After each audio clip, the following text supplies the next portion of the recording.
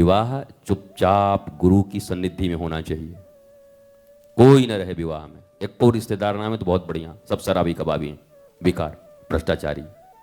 चुपचाप गुरु गोविंद की सन्निधि में वर वधू, माता पिता और अत्यंत निकटस्थ दादा दादी, जिनको बहुत सम्मान, जो बहुत भावनात्मक रूप से जुड़े हैं और सनातन संस्कृति में जिसकी गहरी आस्था है, जो यज्ञ समझता है विवाह को, ऐसे लोगों को बुलाकर धीरे से विवाह कर लीजिए। और फिर एक दिन ਤੁਹਾਡੇ नाल जिनको जो चाहिए उधर ही दे दो, बुक करा दो, तो बैंक्वेट, बोला पी के मर वहीं पर नाली में गिर जा, उनके लिए करा दीजिए, उनके लिए वही है। पर यज्ञ में मत बुलाओ सबको, जैसे तैसे लोगों को। वहां देवताओं की उपस्थिति में दो एक हो रहे हैं और फिर उनसे एक ऐसा फूल संतान इस जगत में आएगा जो विवेकानंद भी हो सकता है और ओसामा बिन लादेन भी हो सकता है। इसलिए विवाह सदा बहुत कम लोगों के बीच, सनातन धर्म की सुरक्षा ऐसे होगी धीरे धीरे पवित्रता से, वही प्राचीन तरीके से मंडप इत्यादि घर में एकदम सुंदर। हम तो कहेंगे फिर गैस जला के करो तो ज्यादा बढ़िया, लाइट फाइट से मारा, गोबर से लिपाई करके सुंदर। हम भैया ऐसे विवाह के लिए तैयार हैं? नहीं, हम ऐसा विवाह करेंगे, आपको वो लाइट डेकोरेशन और डीजे बुक करना पड़ेगा। तो बोला जाओ अपना जाकर दूसरी जगह विवाह करो, जो डीजैया मिले उसी से करो। हम तो सनातनी परंपरा में करेंगे, हमारे घर ऐसी बहू आएगी या ऐसे ही दामाद मुझे चाहिए जो सनातन परंपरा में गहरी आस्था रखते हो। धीरे धीरे बेटियों की संख्या कम हो रही है भारत में, चिंता मत करो बेटियों, सब सनातनी बन जाएंगे तुम लोगों के कारण। बोलेंगे कहीं गड़बड़ हुआ तो डीजे के चक्कर में वो न मिले हमको। इसलिए आप ये बोलो बेटी लोग कि हम तो माता पिता और गुरुजन के उपस्थिति में बहुत सामान्य भाव से, सुंदरता से ये यज्ञ संपादित करेंगे और बाद में एक दिन खूब सुंदर भोज इत्यादि जो होता है खूब दिव्यता से करें, लेकिन उसमें भी आडंबर नहीं।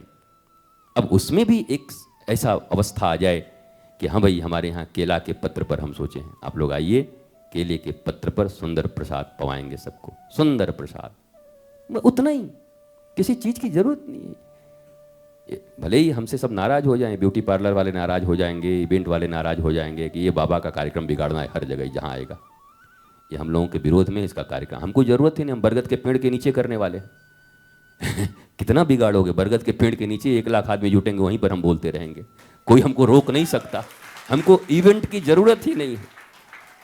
वो धन आज वास्तव में सनातन अपने राष्ट्र और अपने राष्ट्र के भाई बहनों की सेवा में लगने के योग्य है। उस धन का सदुपयोग वहां पर होना चाहिए। अब ये वो समय आया है, ये इवेंट में उड़ाने का समय नहीं है, ये विलासिता का समय नहीं है। इसी विलासिता में 800 वर्ष तक की गुलामी रही है। जब जब यह समाज विलासी हुआ है तब तब ये गुलाम हुआ है। आज फिर विलासिता आई है और फिर गुलामी कहीं ना कहीं दिखाई पड़ रही है चारों तरफ से आती हुई, क्योंकि हम विलासी फिर हो गए और विलासिता गुलामी को आमंत्रित करती है। इसलिए स्वतंत्रता अगर प्यारी हो तो विलासिता को थोड़ा बाय बाय करिए, टाटा करिए और संस्कृति को अपनाइए, सनातन को अपनाइए। मैं चाहता हूं कि इस प्रकार से गहरी आस्था धीरे धीरे हम लोगों की बने। अरे जब गुरुजी हमारे जीवन में सब कुछ हैं, ईश्वर हमारे जीवन में माता पिता सब कुछ हैं, तो हमें क्या ये दुनिया वालों की इतनी बिना मतलब की पर, अब कितना भी कर लो, कितना भी कर लो तो क्या कहेंगे, कहो क्या देख लो, हाँ वो कुछ करें लेकिन कच्चा रहल है। अरे ये 10 करोड़ मेरा लग गया, तेरे कच्चा लग रहा, ला तो झांझरा रे, देखो 4 झांझरा मारूं पहले। उसको कोई संतोष नहीं है, किसी को कोई संतोष नहीं है। ठीक है, हाँ ठीक है, लेकिन उनके देख ले रहा जायसवाल जी का भी हवा, हाँ उनके आगे फीका हो, लो तुम्हारा जान चला गया, वो फीका कह रहे हैं। क्या किसको संतुष्ट कर रहे हो, किसको कर रहे हो, किस लिए कर रहे हो? एकदम ऐसे भाव बना के बेटी मेरी, बेटा मेरा, परिवार हमारा, एक साथ मिलकर के सुंदर यज्ञ संपादित करेंगे। विवाह एक यज्ञ है, फिर कह रहा हूं, यज्ञ की भांति करना शुरू करिए और ये विलासिता से मुक्त होते ही मैं विवाह पर इतना बोला हूँ, शायद भारत नहीं दुनिया में सबसे ज़्यादा, वो कई मिलियंस या बिलियंस लोग इसको देख चुके, अमेरिका तक देख चुका। ये इस बात को सब स्वीकार करते हैं कि विवाह में ये सुधार होना चाहिए। मैं फिर कहता हूँ, सुनने वाले ताली बजाने वाले तो बहुत हैं, करने वाले बिरले माई के लाल होते हैं। तुम उन बिरले माई के लालों में निकलो कि हम तो अब ऐसे ही करेंगे, मस्ती में रहेंगे, हंसते खेलते रहेंगे। ये दुनिया वालों को इतना इवेंट ये सब देने से बढ़िया घर में बढ़िया दो चार जिनका मन हो उनको कपड़े पहनाओ कि भैया आपका ये कपड़ा रहेगा। बोला नहीं रे, हम तो एक धोती या पीली धोती पहनेंगे। यहां भी खर्चे बचाओ।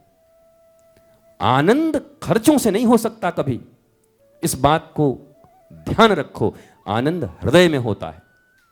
हृदय में अगर है तो मिलकर बांटो ना, एक धोती में मौज आ जाएगी, मौज। और फिर ऐसा आनंद भी क्या कि ईएमआई भरते भरते माई माई करते रहे। इतना ईएमआई आ रहा है, क्या रे बाप, अरे माई, ईएमआई, अरे माई, ईएमआई, ईएमआई। क्यों ऐसा, क्या कारण है? न करें इसको। एकदम ऐसे करेंगे और बिटिया भी जब जाएगी जिसके घर में, खुश होकर जाएगी कि मैंने कोई ईएमआई नहीं छोड़ा अपने बाप पर। बल्कि वो जब वहां से ए माई, ए करे जा मोर बेटा, वो याद आएगी। तो इतना ईएमआई करा के चली जाएगी तो माई को फोन भी लगाई तो कहा बेटा हम तो बर्बाद हो गई। तो ये मत करो, ईएमआई की झंझट हटा दो भारतवर्ष से और साहस करके निकलो।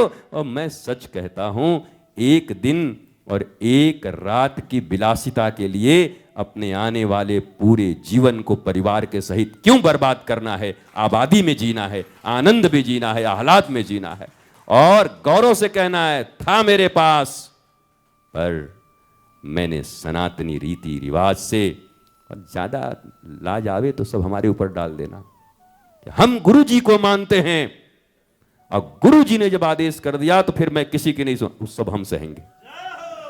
हमारे ऊपर डाल दो और डाल करके पूरा जीवन आनंदित रहो, मस्त स्वस्थ रहो।